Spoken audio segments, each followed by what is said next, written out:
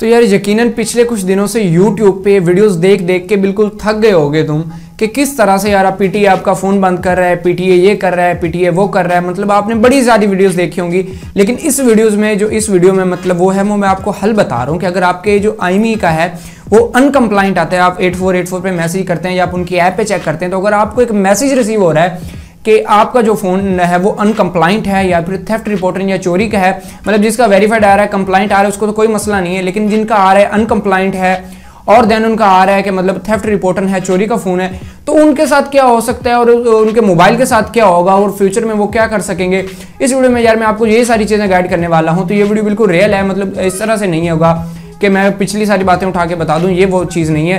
तो दोस्तों यार वीडियो को लाइक जरूर कर देना शुरू करने से पहले, क्योंकि इससे यार हमारा बहुत मतलब कि हौसला अफजाई हो जाती है। तो वीडियो को लाइक जरूर कर देना और चैनल को अगर सब्सक्राइब नहीं किया तो चैनल को सब्सक्राइब करके साथ ही बेल वाला आइकन जरूर दबा देना। चलो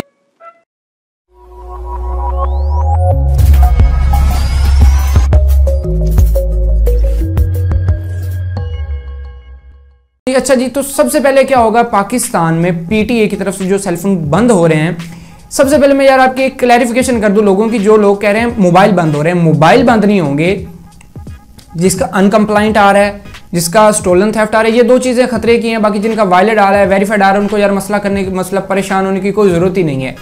अगर जिनका आ रहा है अनकम्प्लाइंट अनवेरीफाइड आ रहा है, देन उनका आ रहा है थेफ्ट रिपोर्टिंग या चोरी का फोन है, उनके लिए मतलब मसला बन सकता है, लेकिन इतना ज़्यादा मसला नहीं है। सेलफोन उनके भी बंद नहीं होंगे, उनको मैं बता रहा हूँ। तो मतलब जो कह रहे हैं आप उनके सेलफोन बंद हो जाएंगे, यार आपकी क्लैरिफिकेशन कर दूं कि सेलफोन किसी का बंद नहीं होगा। सिर्फ और सिर्फ आप उस मोबाइल में कोई भी सिम जो है, मोबाइल डाटा सिम जो है वो यूज़ नहीं कर पाएंगे। आपका IMEI ब्लॉक हो जाएगा, उसके बाद आप सेलफोन जो है मतलब उससे सिम नहीं पाल पाएंगे। मतलब एक ही मोबाइल पे सिम आप नहीं डाल पाएंगे जिसकी चोरी की रिपोर्ट हुई। अगर आपका IMEI अनकम्प्लाइंट आता है तो फिर भी आपको परेशान होने की कोई ज़रूरत नहीं है, क्योंकि अगर आपका IMEI अनकम्प्लाइंट आ रहा है तो तब भी आप उस सेलफोन में जो है वो सिम यूज़ कर सकते हैं। सिम यूज़ करने का क्या तरीका होगा जी, आपने 20 अक्टूबर से पहले उसमें वो सिम डाल देनी जो आप पक्की उस जो मोबाइल में इस्तेमाल करना चाह रहे हो, तो आपने उससे 1-2 कॉल्स वगैरह कर लेनी है और 20 अक्टूबर तक वही सेलफोन में वही सिम रहने देनी है। अगर आप ऐसा करेंगे तो 20 तारीख को ऑटोमेटिकली वो सिम उसी जो IMEI पर रजिस्टर हो जाएगी और उसके बाद सिर्फ आप उस मोबाइल में उस IMEI पर वही सिम इस्तेमाल कर पाएंगे। इस तरह से आपका सेलफोन बेकार नहीं होगा, आपके पर्सनल यूज़ के लिए तो रह जाएगा। अलबत्ता आपको उसको बाद में सेल आउट नहीं कर पाएंगे। अगर कोई बंदा बगैर सिम के लेना चाहेगा तो वो भी खरीद सकता है आपसे।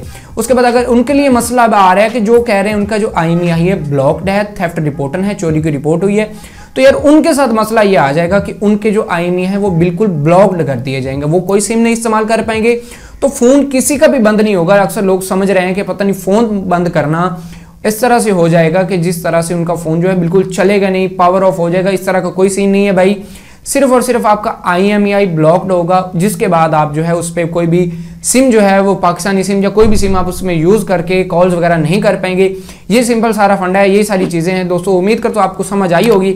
अगर समझ आई तो यार वीडियो को लाइक करके चैनल को सब्सक्राइब करके साथ ही बेल वाला आइकन जरूर दबा देना। इस वीडियो में इतना ही और PTA से परेशान मत होना। मुझे दीजिए इजाज़त, अल्लाह हाफिज़।